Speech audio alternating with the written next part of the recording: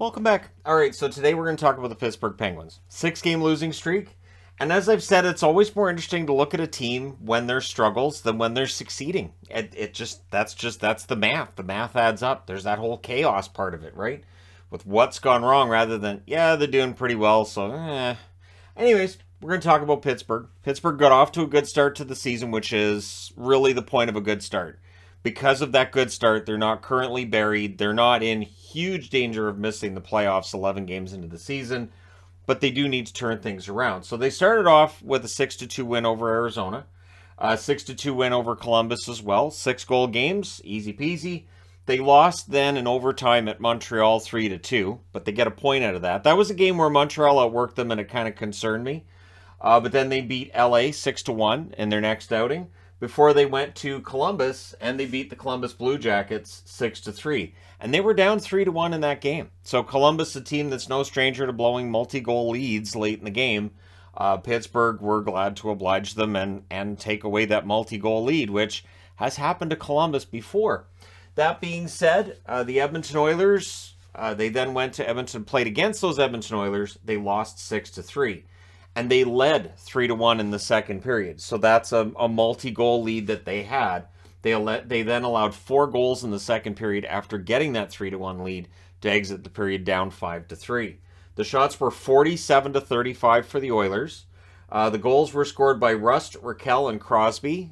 Tristan Jarry, 41 saves on 47 shots, .872 save percentage. So very busy night. Not going to criticize Jarry too much for that. The Oilers have been capable of putting up 6 goals against a lot of teams over the last couple of years. And so, I mean, is it upsetting? Sure, but it was just the one game. But then they go to Calgary. They lost 4-1. They were down 2-0 after the first and down 4-1 after the second. They were never really in the game. It was just basically, it was Calgary asserting themselves. The shots were close, though, 36-33 for Calgary. The only goal scored for the Pittsburgh Penguins was from Malkin. DeSmith saves 32 out of 36. Save percentage in that game, .889. So DeSmith, I think, has been the better of the 2 goaltenders so far this season. We can talk about that as well. But you guys can tell me in the comment section below, Pens fans, do you feel like DeSmith's outplayed Jarry? Again, I think he has. So the next 2 games set, and these were both, I do believe, back-to-backs. Vancouver, they lost 5-1. They allowed 3 goals in the third period, including 2 empty net goals.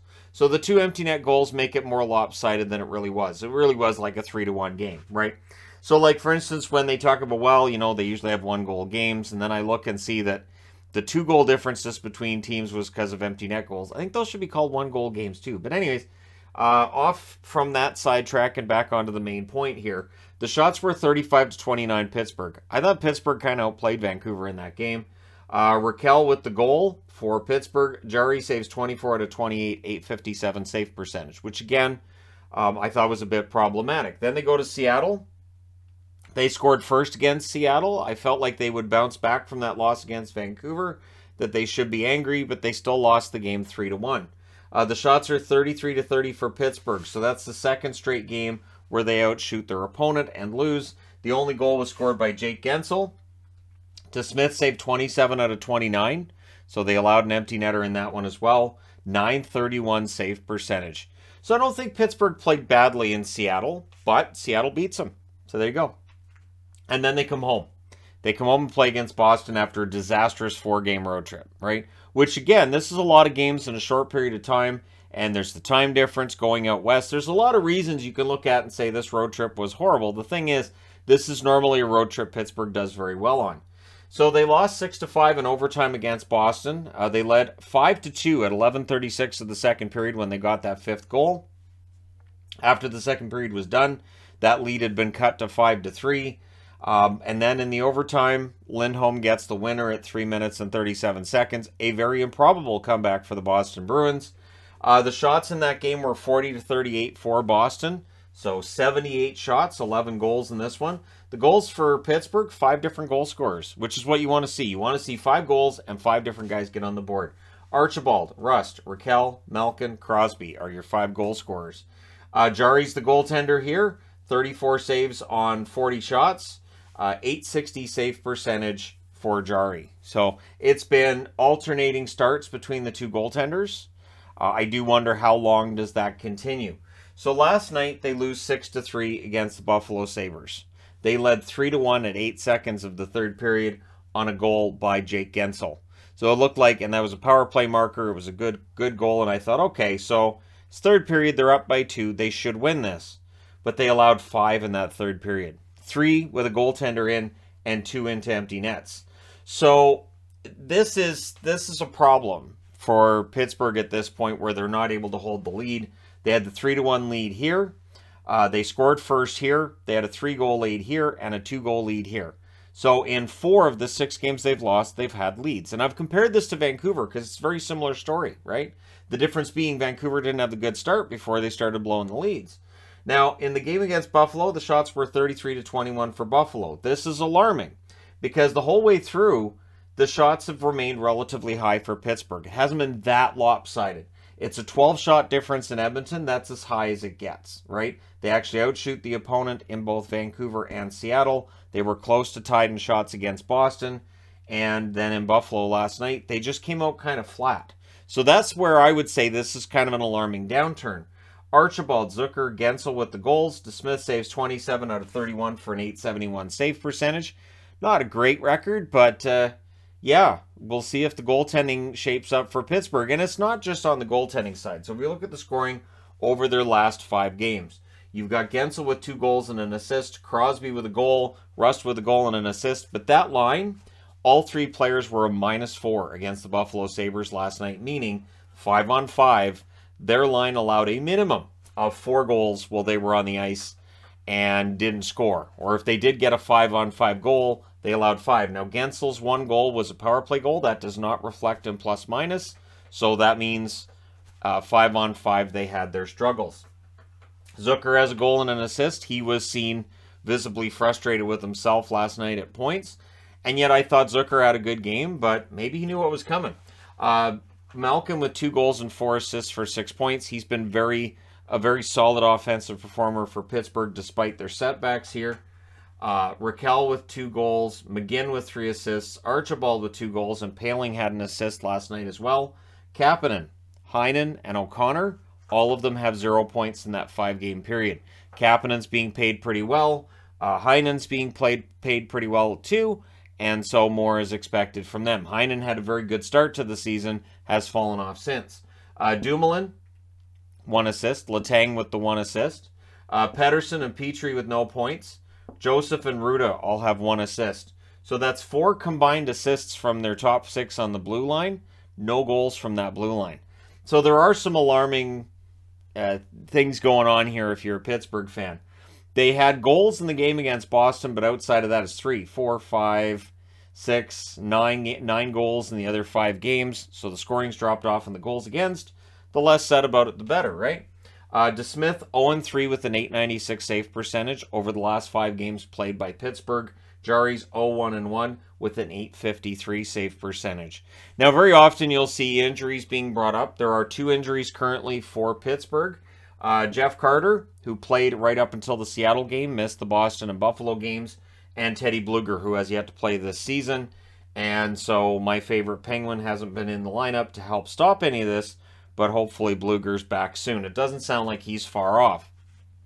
Now, their upcoming schedule does offer some hope. On Saturday, they play against Seattle. And what's good about this is it means they have Thursday and Friday off, so they have a couple of days from that loss against Buffalo to have practices, figure things out, and make all the discussions they need to make take place so that they have a better idea of how to turn things around and have practices and all that fun stuff, which can be a problem on a road trip like this too, especially if you have back-to-backs. You don't get that practice time in between to fix anything. Then on Wednesday, they go to Washington, so they have Sunday, Monday, Tuesday off. So that's also, I think that's to their benefit. Then on Friday, they're in Toronto. The next night, they're in Montreal. So they have a back-to-back next weekend, not this coming weekend. Then the following Tuesday, they're at home against Toronto. On the Thursday, they're at Minnesota. At Saturday, they're at Winnipeg. And then on Sunday, as they do another back-to-back, they're at Chicago. So over their next 8 games, Seattle's a team that they should beat. Washington, at this point, they've had their own struggles. This is in Washington. Pittsburgh needs to go and show they can win one on the road here. Toronto's been up and down. Montreal should be falling off a bit and falling out of contention for a playoff spot. Then the games against Toronto, Minnesota, Winnipeg, Chicago. That's not an easy run, but Chicago, they should beat Chicago. And again, I keep saying should because it's there that they can, and they have the 2 games against Toronto. It's not a horrible schedule, especially with the way that they have all the days off in between now and when things start to get busy again next Friday. But yeah, Pittsburgh, I don't count Pittsburgh out. They have a lot of good veteran talent. They have one of the best players in the history of the game in Sidney Crosby. And, oh yeah, Malkin on the second line's not bad either. But it's a matter of everybody being on the same page. And it is a matter, too, of when you have that lead, being able to lock it down, which means you're not allowing those shots from the slot. The other team can't get momentum. You're clogging up the neutral zone. You're blocking the center of the ice. You're giving the other team no hope. You don't give them that ray of light. And then when they start to get that momentum, you shut it down. And Pittsburgh hasn't been doing that. And that's something that they need to absolutely work on in between now and when things get busy again. They need to win that game against Seattle. That ends the losing streak. You do that there. You get back to 5-5-2. You get to 500. And then you can start building from there. But that game against Seattle is, I think, a big one. I think if they lose that one at home against Seattle, I don't know. At what point do we talk about maybe a change behind the bench or a change in terms of players on the ice?